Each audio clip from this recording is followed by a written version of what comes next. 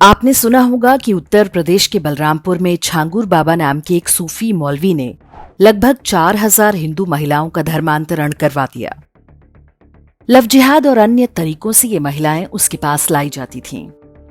फिर उनका अश्लील वीडियो बना लिया जाता था। उसके बाद बाबा जैसा जैसा कहता था वे महिलाएं वैसा वैसा करती थीं। इस गिरोह के जाल में फंसने वाली अधिकांश महिलाएं ही थीं। ये पैटर्न कोई पहली बार देखने को नहीं मिला है। 80 के दशक में अजमेर सेक्स रैकेट के समय भी यही हुआ था। वहां भी सूफियों का ही खेल था। पहले स्कूल की एक लड़की फंसी, उसके अश्लील चित्र लिए गए, फिर वही लड़की दूसरी लड़कियों को लाती गई।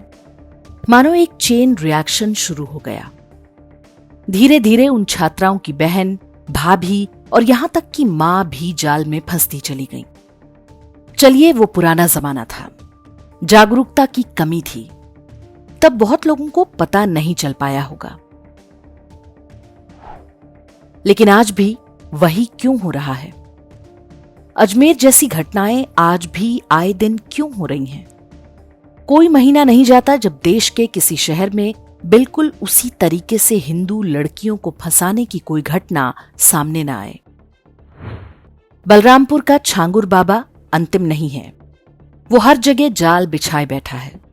कभी स्कूल कॉलेज में, कभी ब्यूटी पार्लर में, कभी जिम में, कभी मैकेनिक या कारपेंटर बनके, कभी ऑफिस में कलीग बनके, और तो और कभी घर में ही घुसकर भाई बनकर। हिंदू महिलाओं को फंसाने और उनसे बलात्कार के लिए मस्जिदों से रेट कार्ड जारी होने के समाचार मीडिया में कई बार आ चुके हैं। अब कुछ भी दबी छिपी बात नहीं रही। मजहबी समुदाय तो वही कर रहा है जिसका हुक्म उनकी आसमानी किताब देती है। क्या कारण है कि हिंदू महिलाएं सब कुछ जानते हुए भी उनके जाल में फंस जाती हैं? क्या उनमें खतरे को समझने की क्षमता नहीं होती? क्या महिलाएं अपने शत्रु को पहचान नहीं पाती? क्या वे बहुत अच्छा आदमी होने का नाटक कर रहे व्यक्ति की असली नीयत नहीं पकड़ पाती? क्या हिंदू स्त्रियों को अपनी जान प्यारी नहीं होती? या वे सीधी सादी बेचारी होती हैं जिन्हें कुछ पता ही नहीं होता, कोई भी उन्हें झांसा देकर कुछ भी करवा सकता है? 80-90 के दशक के बाद भारत में महिला सशक्तिकरण का अभियान आरंभ हुआ था। बताया जाने लगा कि महिलाएं पुरुषों की तुलना में अधिक स्मार्ट होती हैं। उनके निर्णय अधिक सूझबूझ वाले होते हैं। विज्ञापनों ने इस धारणा को और भी मजबूत बनाया। कोई भी प्रोडक्ट लेना हो, विज्ञापनों में घर की स्त्री को ही सबसे सही निर्णय लेते दिखाया जाने लगा। 10वीं 12वीं की परीक्षा में हर वर्ष एक ही हेडलाइन छपने लगी कि लड़कियों ने फिर से बाजी मारी। बताया जाने लगा कि लड़कियां शिक्षा को लेकर अधिक गंभीर और बुद्धिमान होती हैं। ये सब बराबरी के नाम पर हो रहा था, लेकिन इसका परिणाम वही हुआ जो होना था। हमें स्वीकार करना होगा कि स्त्री और पुरुष समान नहीं हो सकते। जो काम पुरुष बहुत अच्छे से कर सकता है, उसे कोई महिला उतनी कुशलता से नहीं कर सकती। इसी प्रकार जिन कामों में महिलाएं अधिक योग्य होती हैं, उनमें पुरुष उनसे बराबरी नहीं कर सकते। धरती पर मानव सभ्यता के आरंभ के समय से ही पुरुष ने साधन और सुरक्षा उपलब्ध कराने का उत्तरदायित्व संभाला है। महिलाओं की भूमिका परिवार का पालन पोषण करने वाली, ये एक प्रकार से कार्य का बंटवारा था। पुरुष बाहर के काम देखता था और महिलाएं घर के अंदर का। जेनेटिक रूप से पुरुष अधिक तार्किक और महिलाएं भावनात्मक होती हैं। सोशल मीडिया से लेकर वास्तविक सामाजिक जीवन तक में जिस प्रकार के शिकारी जाल बिछाए बैठे हैं, उनमें एक भावनात्मक प्राणी के फंसने की संभावना सदैव अधिक रहती है। फंस तो पुरुष भी सकता है, लेकिन वो सामूहिक तरीके से नहीं फंस सकता जैसे महिलाएं फंसती हैं। भारत ही नहीं, दुनिया भर में इसके उदाहरण हैं। भारत में लव जिहाद है तो यूरोप में ग्रूमिंग गैंग है। इसलिए सबसे पहले हमें यह कहना बंद कर देना चाहिए कि महिलाएं बहुत समझदार होती हैं। महिला हो या पुरुष, समझदार वो होता है जो किसी भी खतरे को भांपकर उससे बाहर निकलने का रास्ता निकाल लेता है।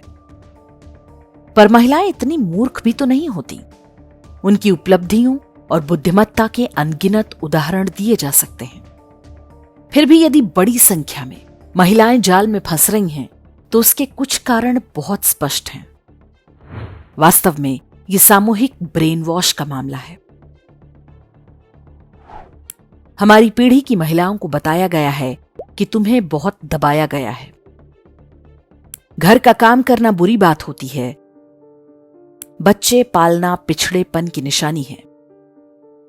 भजन गाना दकियानूसी है, लेकिन सूफी संगीत रूहानी होता है।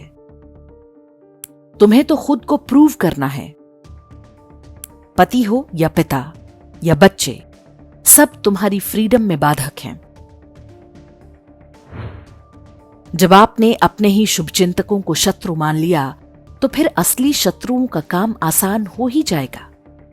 इस दुष्प्रचार में फंसी महिलाओं का एक बड़ा वर्ग देश और दुनिया में क्या हो रहा है उससे पूरी तरह से कटा हुआ है। वे एक छद्म दुनिया में जी रही हैं जो नेटफ्लिक्स पर दिखाई जा रही है। स्त्रियों की स्वतंत्रता आवश्यक है, लेकिन दुर्भाग्य से ये स्वतंत्रता बिना उत्तरदायित्व के आई है। महिलाओं का एक बड़ा वर्ग है जिनमें तर्क बुद्धि का भयानक अभाव है। पहले एक सामाजिक नियंत्रण हुआ करता था। परिवार और पास पड़ोस की महिलाएं भी बच्चियों पर नजर रखती थीं। अब सबसे कह दिया गया, तुमसे क्या मतलब है, मैं चाहे जो करूं। परिणाम ये कि ऐसी लड़कियां लगातार जाल में फंस रही हैं। इससे बचने के लिए एक समाज और परिवार के रूप में कुछ उपाय आवश्यक हैं। परिवार के लड़के और लड़कियों को देश और दुनिया में हो रहे मजहबी षड्यंत्रों के बारे में बताएं, ताकि उनमें शत्रुबोध जागृत हो। हिंदुओं के नेता यदि कहते हैं कि सारे धर्म समान हैं, सबका डीएनए समान है, तो उनकी बातों पर ध्यान न दें। उनकी अपनी विवशताएं होंगी। उनके लिए यह राजनीति का विषय है, लेकिन एक सामान्य हिंदू के लिए यह अस्तित्व का प्रश्न है। बच्चों को मजहबी समुदाय के दोस्त बनाने के खतरों से आगाह करें। बताएं कि कोई भी मजहबी व्यक्ति कभी एथीस्ट, ह्यूमैनिटेरियन, लिबरल या प्रोग्रेसिव नहीं होता। वो एक न एक दिन उसके धर्मांतरण या हत्या का प्रयास करेगा। ऐसा करना उसके मजहबी कर्तव्यों में से है। उन्हें इस तरह की घटनाओं के बारे में बताएं। उदाहरण के लिए यूपी के बहराइच में कुछ समय पहले हुई घटना, जहां दो दोस्त इंस्टाग्राम पर आपस में चैट कर रहे थे। एक मजहबी समुदाय का था। उसने एक वीडियो भेजा जिसमें हिंदुओं को कुत्ता कहा गया था।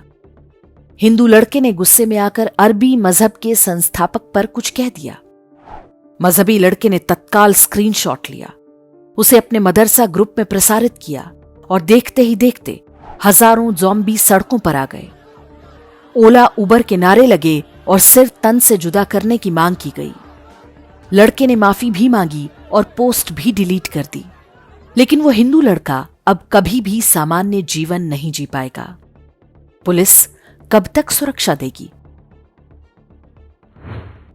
रही बात छांगुर बाबा जैसों की जाल में फंसने वाली महिलाओं की, तो उसमें हम बहुत कुछ नहीं कर सकते। उन्हें उनके हाल पर छोड़ने में ही भलाई है। वे जिस बीमारी का शिकार हैं, उसे उन्होंने खुद ही अपनी इच्छा से चुना है। हमें नई पीढ़ी को इस समस्या से बचाने पर ध्यान देना चाहिए।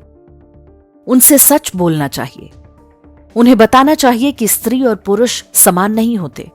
दोनों की अलग अलग भूमिका है। दोनों अपने अपने काम में होशियार होते हैं।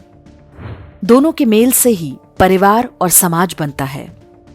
स्त्री के लिए जितना जरूरी एक पुरुष है, उतना ही पुरुष के लिए एक स्त्री की आवश्यकता है।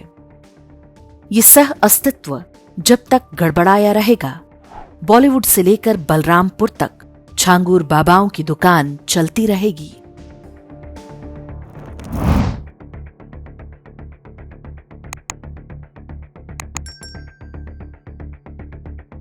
इंडेक्स ऑनलाइन के वीडियो समाज को समर्पित हैं। आप इनको डाउनलोड करके जैसे चाहे वैसे प्रयोग कर सकते हैं। चाहे तो आप हमारे टेलीग्राम चैनल से जुड़ सकते हैं। वहां सारे नए पुराने वीडियो आपको मिल जाएंगे। हमारे सोशल मीडिया लिंक हर वीडियो के डिस्क्रिप्शन में होते हैं।